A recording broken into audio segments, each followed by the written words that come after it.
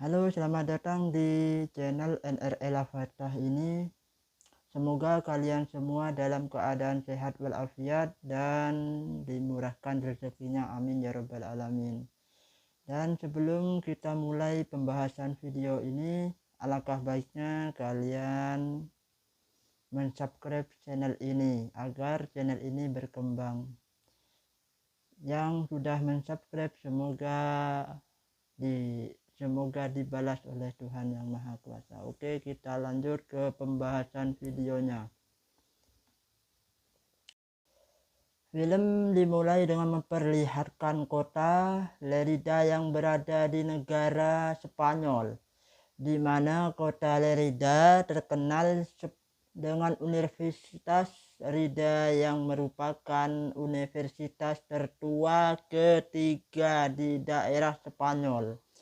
Kita lalu diperkenalkan dengan bocah berumur 10 tahun bernama Didak yang lagi belajar memperbaiki traktor di bengkel sang paman.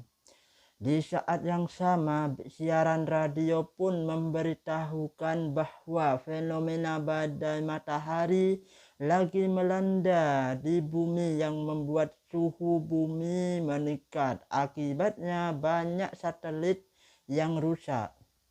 Masalahnya badai matahari ini diprediksi bisa lebih besar yang menyebabkan bencana alam dengan korban jiwa yang begitu banyak.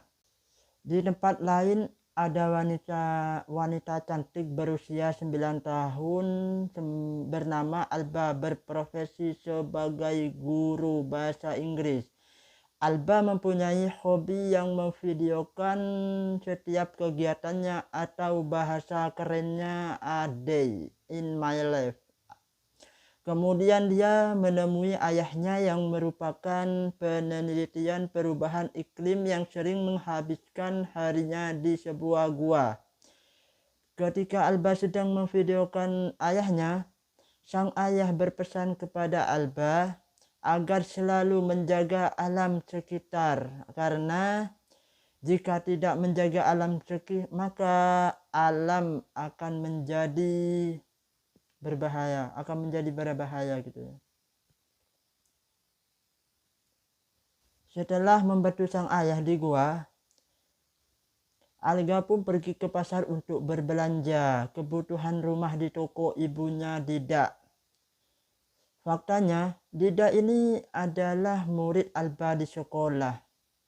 Nah, selain belajar memperbaiki traktor di bengkel Didak, ini juga hobi melukis, di mana karena warna kulit banyak anak-anak wilayah sekitar ya yang selalu berperilaku rasis kepada. Untung aja ada ibu Didak yang selalu menjaganya.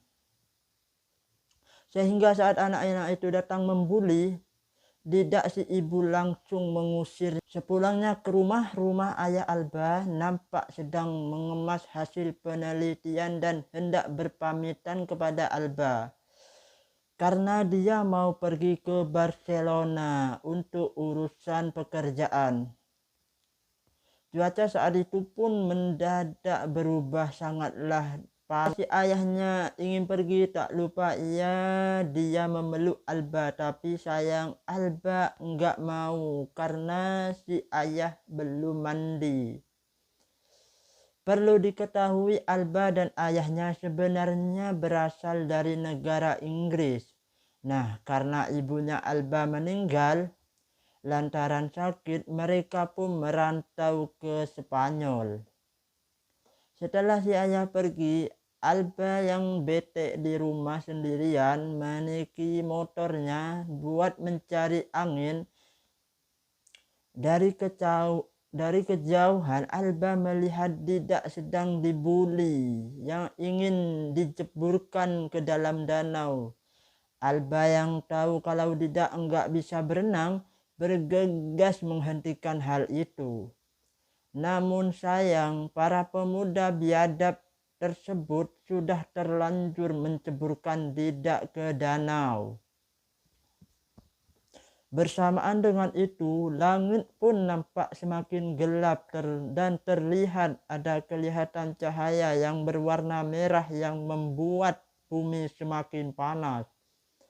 Sementara tidak terlihat sudah mulai tenggelam ke dasar dan tak bergerak sedikit pun. Beruntungnya Alba dengan sigap berenang ke dasar dan berhasil menyelamatkan Dida. Tanpa mereka sadari, ketika di dalam air terjadilah bencana badai matahari yang cukup dahsyat.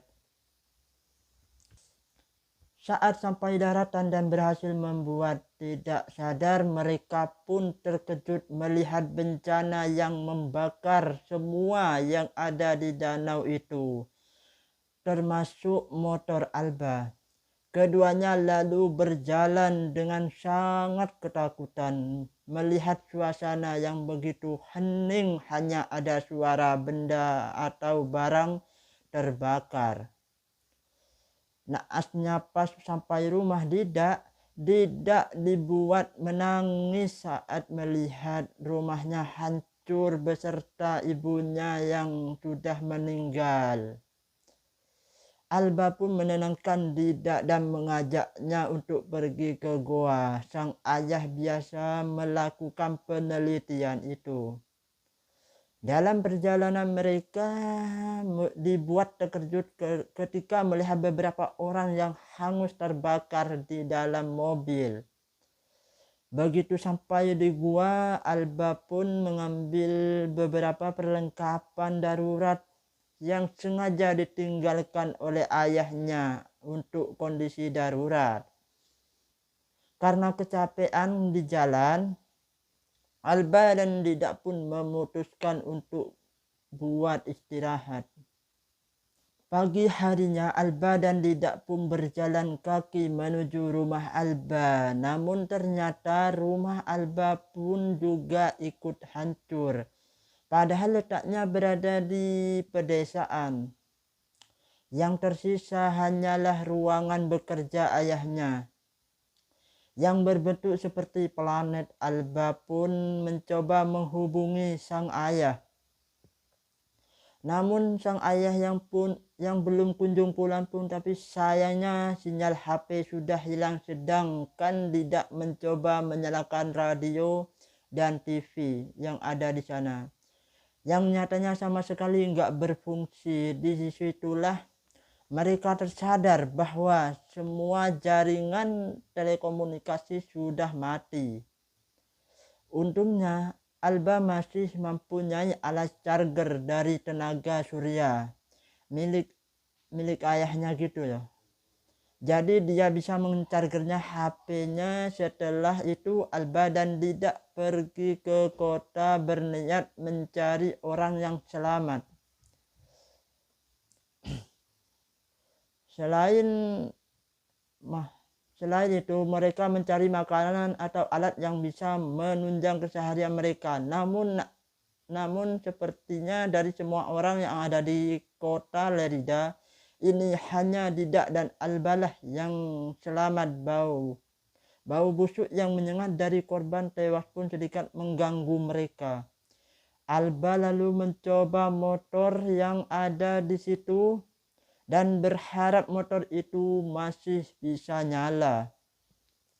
Sialnya, saat Alba belum siap, Dida mendorong motor tersebut sehingga menyebabkan Alba jatuh. Ketika di rumah, kemudian lukanya disembuhkan dengan alat P3K tanpa menyadari kalau dirinya bisa aja berisiko mengalami sakit tetanus. Dan benar aja, karena beberapa hari lukanya tidak diobati dengan benar, Alba pun mengalami demam sampai lukanya pun tambah parah. Ia mengatakan kepada Dida bahwa dirinya butuh suntikan antibiotik. Dida yang merasa bersalah lantaran luka itu karena kelalaian dirinya lalu bergegas mencari suntikan antibiotik. dan menggunakan sepeda yang dia temukan. Meskipun tidak sedikit takut sebab dia mencarinya di malam hari.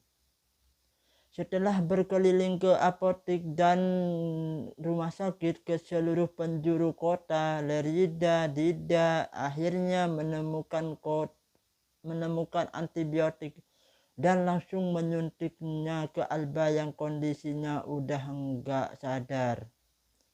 Kondisi Alba yang enggak sadar seharian membuat Dida kesepian dan merasa sedih. Ia merasa sangat bersalah serta takut kalau Alba meninggal. Oleh karenanya Dida pergi ke bengkel tempat dia biasa belajar memperbaiki traktor. Di sana dia mengambil beberapa peralatan dan untuk digunakan nanti. Singkatan waktu, Alba pun berhasil sembuh dan tersadar. Enggak butuh waktu lama, Dida pun langsung memeluk ibu gurunya.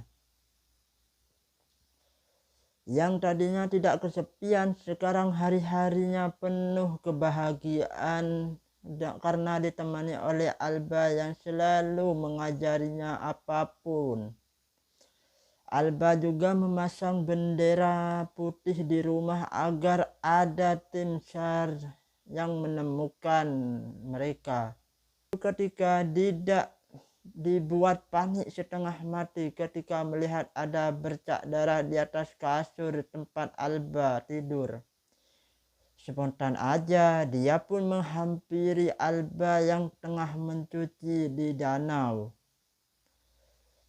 Alba lalu memberikan tahu Dida bahwa darah yang keluar dari wanita itu udah biasa dan disebut dengan datang bulan.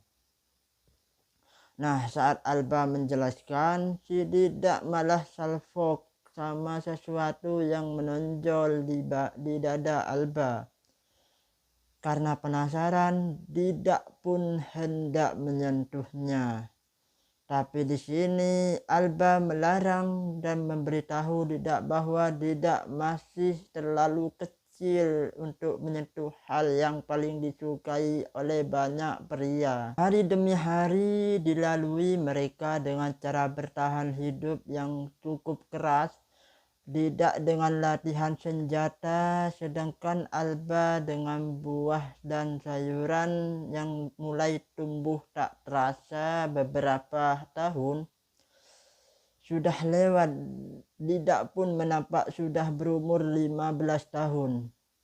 Sementara Alba 26 tahun. Karena sering mencari kayu bakar buat masak dan juga menggali tanah, buat cocok tanam, badan Dida pun menjadi suspek sehingga membuat Alba ini terpersona dan malu ketika melihatnya. Begitu pula dengan Dida yang sudah mulai akmil balik, gairah sangat mendidih saat melihat ibu gurunya sedang mandi. Dari kejauhan Dida yang mulai bisa merasakan jatuh cinta itu lalu nekat mencium Alba ketika mereka sedang membuat roti. Enggak disangka respon Alba hanya terdiam dan kaget melihat anak muridnya ternyata sudah bisa merasakan cinta. Karena respon kaget dari Alba itulah Dida pun lari ketakutan menuju bengkel sang paman untuk melihat traktor yang selama ini dia sudah perbaiki. Dari raut wajahnya dia sangat menyesal telah mencium Alba. Dida takut kalau Alba tersinggung akan hal itu. Di lain sisi, Alba yang lagi tidur tiba-tiba dibangunkan dengan hujan badai yang begitu besar. Yang mana gara-gara badai itu semua tanamannya rusak dan hampir membuat Alba putus asa. Untung aja Didak pun datang di saat yang tepat untuk menenangkan karena merasa cuaca di kota ini mulai keaman buat bertahan hidup. Alba dan Didak pun memutuskan buat pergi menuju Barcelona menggunakan traktor dengan harapan dia bisa bertemu dengan ayahnya atau orang yang masih hidup. Dengan sangat berat hati, mereka pun pergi dari rumah yang sudah beberapa tahun mereka tempatin. Dalam perjalanan, Alba dengan mudah menyingkirkan bangkai mobil yang menghalangi jalan berkat kerja kerasnya selama ini membangun traktor itu. Mereka juga sempat beberapa kali berhenti guna mengambil bensin dari mobil lain. Saat sudah mulai mendekati kota Barcelona, mereka begitu terkejut melihat kota dengan tim sepak bola terbaik di dunia ini ternyata juga hancur. Lantarannya dahsyatnya bencana badai matahari. Karena lelah akibat perjalanan yang cukup jauh, Alba dan Didak memutuskan buat istirahat agar mereka punya tenaga buat berkeliling ke pusat kota. Di hari berikutnya mereka pun memasuki pusat kota yang sudah hancur meninggalkan bangunan yang runtuh seperti kota Lerida. Alba pun sempat menghubungi ayahnya tapi sinyal Barcelona juga tidak berfungsi. Setelah berkeliling cukup lama, Didak lalu mengajak Alba mengunjungi stadion Camp Nou milik FC Barcelona. Di sana mereka tidak begitu kagum melihat stadion tim sepak bola kesayangannya enggak butuh waktu lama. Didak pun langsung bermain bola, sedangkan Alba mendokumentasikan momen bahagia tersebut hingga saat Didak berhasil mencetak gol dan selebrasi. Hasrat Alba pun meningkat ketika melihat tubuh kekar Didak. Sampai akhirnya mereka pun berpagut bibir bersama. Malam harinya, Alba dan Didak pun kembali bermesraan dan memutuskan untuk melakukan pembuahan. Dalam momen yang sangat romantis itu, Alba bilang sepertinya hanya merekalah berdua yang selamat di negara Spanyol. Setelah tinggal beberapa minggu di Barcelona, Didak dan Alba memutuskan untuk buat pindah ke daerah pantai, membangun rumah dan tanaman. Itu semuanya lakukan karena sekarang Alba tengah hamil, di mana Didak sangat senang ketika dia tahu kabar tersebut. Itu tandanya mereka berhasil berkembang biak. Maka dari itu Didak dan Alba mulai mempersiapkan kelahirannya sang buah hati. Alba mempelajari buku-buku mengenai cara melahirkan, sedangkan Didak membangun rumah dari alat seadanya dan juga taman untuk buah hatinya nanti. Dan tidak lupa Didak pun selalu menjaga Alba dimanapun dan kapanpun. Tibalah hari di mana Alba mau melahirkan, karena sebelumnya mereka berdua sudah mempersiapkan kelahirannya ini. Mereka enggan mengalami kesulitan hingga akhirnya anak laki-laki mereka pun berhasil dilahirkan. Yang diberikan nama Kai. Di hari selanjutnya, Alba tiba sedang memberikan ARSI untuk Kai, sedangkan Didak berdiri di samping anak beserta kekasihnya untuk menjaga mereka sambil merasakan ASI milik Alba yang membuat Dida mengatakan kalau ASI adalah susu paling enak yang pernah dia rasakan. Agak lain nih.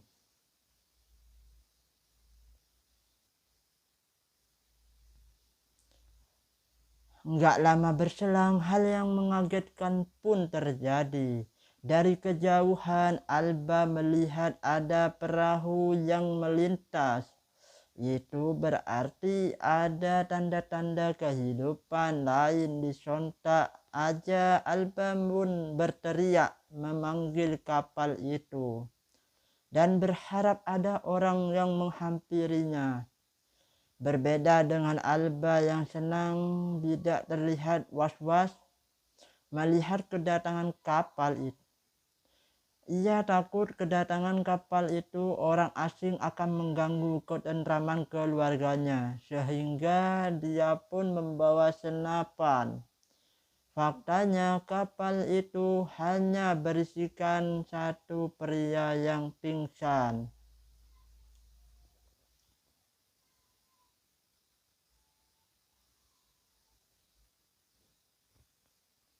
Setelah diselamatkan oleh Alba dan Dida, pria tua bernama Joh itu minta izin untuk memeluk mereka. Ia merasa senang melihat ada orang yang berhasil selamat. John juga bilang saat bencana berlangsung ia sedang berlayar, di mana badai matahari itu membuatnya terjatuh ke laut. Makanya John bisa selamat. Kedatangan John di kehidupan keluarga kecil Dida membuat Dida sedikit was-was. Tapi kenyataannya John malah berdampak baik untuknya. Ia mengajarkan Dida cara berlayar dan bercocok tanam agar buah maupun sayur bisa tumbuh subur.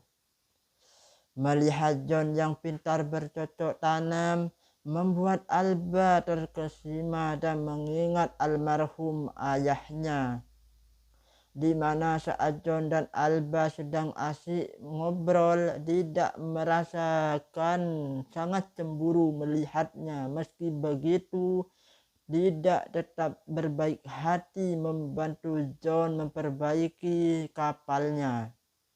Puncak kecemburuan Dida dimulai saat JNK pergok mengintip Alba yang sedang memberikan ASI kepada Kai, sehingga Dida pun segera mengusirnya.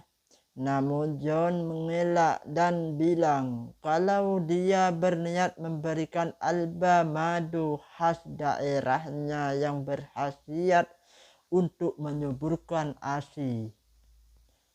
Mendengar penjelasan John, Dida tetap pada pendiriannya, ingin John segera pergi. Lagi pula kapal John sudah selesai diperbaiki. John yang merasa gak enak dengan keributan barusan, lalu mengajak Dida dan Alba beserta anaknya berlayar sebelum John pergi, di mana John mengajak mereka untuk menonton film layar tancap yang membuat Alba dan Dida merasa sangat terhibur dan juga tenang. Naasnya ketika pagi hari John rupanya punya niat jahat. Ia dengan tega menendang Dida keluar dari kapal yang membuat Dida jadi tenggelam. Alba yang mendengar keributan itu lalu berusaha menyelamatkan Dida. Karena dari awal film Alba tahu kalau Dida gak bisa berenang. Untungnya Alba berhasil menyelamatkan Dida. Tapi sayang seribu sayang, si John telah pergi membawa Kai, anak mereka.